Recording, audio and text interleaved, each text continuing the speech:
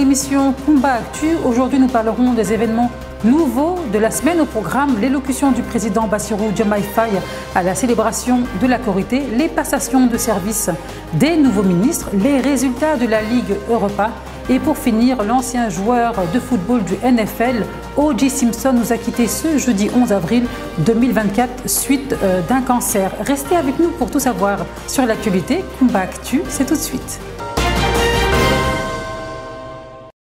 Son Excellence, le président Bassirou Diomaye Faye a effectué la prière de l'Aïd el-Fidr à la mosquée de Dakar. Après la prière, il a fait un discours dans lequel il invite les Sénégalais à consolider la culture de vivre ensemble, gage d'un Sénégal de paix, d'unité et de cohésion. Son Excellence Bassirou Diomaye Faye.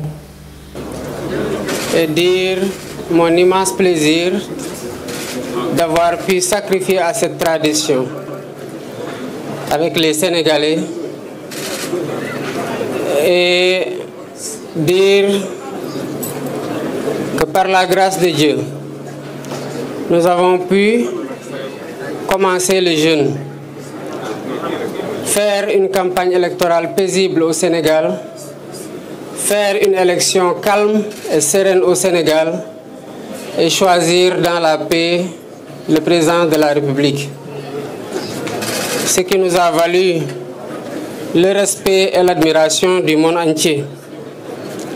Rendre grâce à Dieu dans ce mois béni de Ramadan, qui est un mois de communion, de dévotion multipliée, mais surtout de dévotion acceptée et bénie.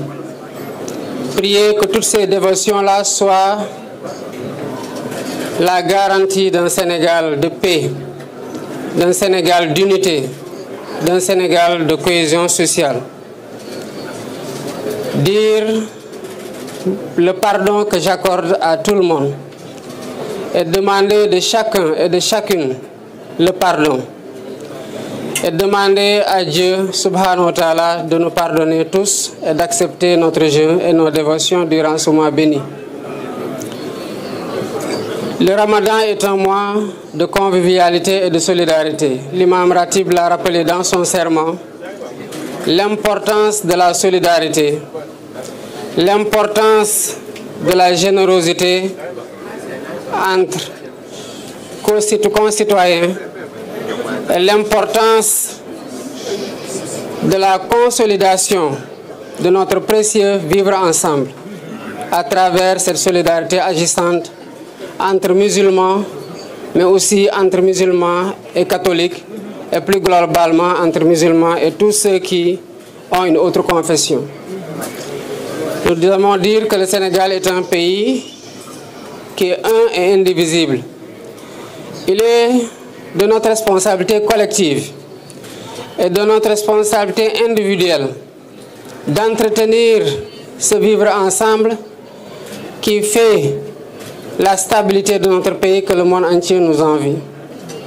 Le Sénégal est un pays de grands hommes de Dieu, de grands hommes politiques. C'est un héritage sacré et c'est un héritage précieux que nous avons le devoir de perpétuer. Je voudrais, avant de terminer, rendre un hommage appuyé à tous ceux qui nous valent la satisfaction des titres que nos enfants remportent à l'échelle internationale dans les concours de récital du Coran. Je veux citer tous les maîtres coraniques, quelles que soient les conditions dans lesquelles ils enseignent le Coran. Je veux citer tous ces imams ratib, mais je veux surtout citer les grands hommes de Dieu, à savoir les khalifs généraux. Quelle que soit la confrérie, il reste qu'ils sont tous khalifs dans la confrérie musulmane et plus globalement dans la religion en voulant intégrer le clergé. La levée de corps de l'ancien Premier ministre Mohamed Boun Abdallah Dionne a eu lieu ce 10 avril, le jour de la Korité. Nombreuses personnalités et autorités étaient présentes, dont le Premier ministre Ousmane Sonko. Le nouveau ministre de l'économie, du plan et de la coopération, Abdourahmane Sarr, a pris fonction ce 11 avril suite à sa passation de service avec son prédécesseur Mamadou Moustapha Ba. À cet effet, il a dévoilé sa feuille de route. L'une des politiques phares sera la souveraineté économique et financière dans le but de mettre fin à la dépendance extérieure. À la fois un honneur et un privilège de procéder à cette passation de service et d'avoir l'opportunité de participer à la mise en œuvre d'un projet qui a comme ambition de réaliser la souveraineté économique du Sénégal. Cette souveraineté économique sera le moyen qui nous permettra d'atteindre l'objectif de maîtriser notre destin. Monsieur le ministre, votre réputation d'homme maîtrisant parfaitement les finances du pays est connue. C'est donc également un grand honneur pour moi de vous succéder à l'économie pour travailler à hisser notre Sénégal vers un nouvel horizon avec l'appui du personnel du ministère. Il n'y a pas de doute que le Sénégal a fait des progrès dans beaucoup de domaines, vous les avez mentionnés, notamment des infrastructures sous votre leadership, d'abord comme directeur du budget et ensuite comme ministre. Ces réalisations, qui sont des acquis, serviront de base vers un nouveau cap. Il nous a fallu néanmoins accélérer notre endettement en devises pour les réaliser, ainsi que pour faire face à des chocs extérieurs, vous l'avez mentionné.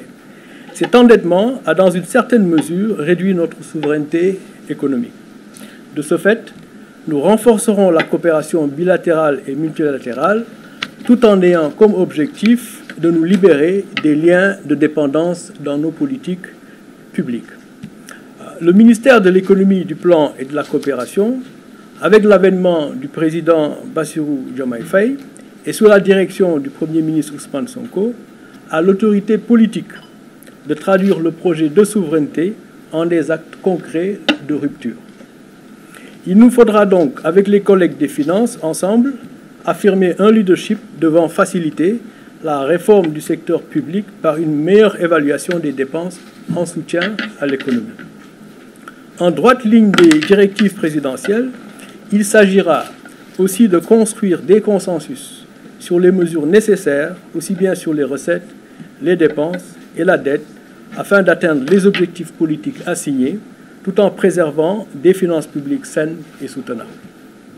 L'objectif principal assigné est d'avoir les moyens de financer des biens et services publics de qualité au bénéfice des populations, notamment les plus vulnérables, pour qu'elles puissent prendre leur destin en main. Prendre leur destin en main avec un secteur privé fort, car soutenu par un État fort. Yewwi Askan Wi.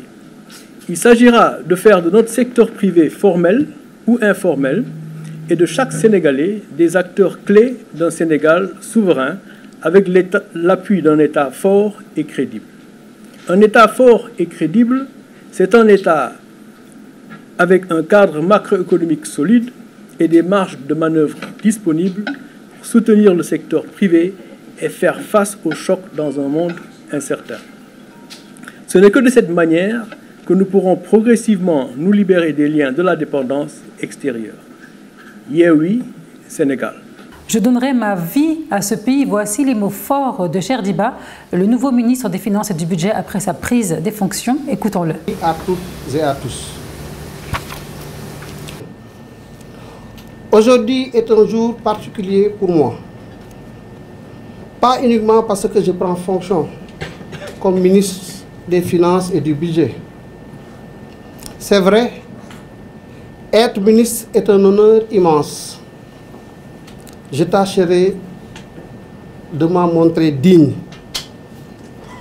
C'est vrai, être ministre des Finances et du Budget est une lourde responsabilité. Je l'assumerai avec détermination. Inch'Allah. Parce que ce pays m'a tout donné, je donnerai ma vie à ce pays. Mais si ce jour est si spécial, si mon émotion est vive, ce n'est pas parce que j'endosse l'habit de ministre. C'est parce qu'aujourd'hui, je reçois cet habit des mains d'un ami, d'un mentor, d'un homme pour qui j'ai infiniment de respect. oui, infiniment de respect. Donc, je veux nommer Monsieur le ministre Mamadou Moustapha Ba. Voilà un homme dont les qualités professionnelles et humaines font l'objet d'une rare unanimité. Un homme qui a consacré plus de 30 années de sa vie au service de l'État, comme il vient de le rappeler, mais avec un dévouement exemplaire. Lorsqu'on succède à un tel homme, on se doit d'être humble. Mais je bénéficie d'un avantage. J'ai eu la chance de compter parmi ses proches collaborateurs pendant des années, de profiter de son expérience et de son expertise. Expertise qu'il partage d'ailleurs avec l'enthousiasme des êtres dotés d'un cœur sain et généreux. Je possède aussi le privilège de pouvoir revendiquer son amitié. C'est très important ça aussi. Et particulièrement son affection personnelle, fraternelle, mais tout ça, considérer que c'est totalement réciproque. C'est pour cela que je suis particulièrement bien placé pour lui rendre un hommage. Cet hommage, ce matin. Monsieur le ministre Mamadou Moustapha Ba, au nom de l'ensemble des agents de ce département, je vous dis merci. D'autres ministres ont pris leurs fonctions. Il s'agit de Mountaga Diao, qui est actuellement le ministre du Tourisme. Il succède à Mamba Niang. Moustapha Mamba Guirassy, nouveau ministre de l'Enseignement national. Bala Moussa Fofana, ministre de l'Urbanisme, des collectivités territoriales et de l'aménagement du territoire. Et Serine Gaye Diop, ministre du Commerce et de l'Industrie. Passons au sport. Hier s'est joué le quart de finale aller de la Ligue Europa. Marseille s'est incliné sur la pelouse de Benfica 2-1. Les Olympiens devront gagner au match retour pour espérer voir les demi-finales. Dans les autres matchs, Liverpool s'est effondré à Anfield face à Atlanta Bergame sur le score de 3-0. Un résultat inattendu qui met les Anglais dos au mur avant le match retour. Dans le duel 100% italien entre la Roma et le Milan AC, les Romains ont réalisé le coup parfait en s'imposant à 1-0 à San Siro. Dans les dernières rencontres de la soirée, le Bayer Leverkusen est toujours invaincu en s'imposant face à West Ham 2-0. Nous terminons cette édition avec l'ancienne superstar du football du NFL, O.J. Simpson, qui nous a quittés à l'âge de 76 ans suite à un cancer. Sa mort a été annoncée par sa famille le 11 avril 2024. Rappelons que la superstar fut accusée d'avoir assassiné sa femme Nicole Brown Simpson, décédée le 12 juin 1994 dans leur demeure à Los Angeles, et de son ami supposé Ronald Goldman. La vie d'O.J. Simpson a été marquée par des hauts et des bas, de la gloire sportive à l'accusation de meurtre, en passant par son acquittement et sa condamnation ultérieure. Sa mort laisse derrière lui un héritage complexe et controversé. C'est ainsi que se termine cette édition. Combattu prend fin. Quant à nous, on se revoit au numéro prochain. Et surtout, n'oubliez pas de vous abonner à la chaîne Time for Africa. À bientôt.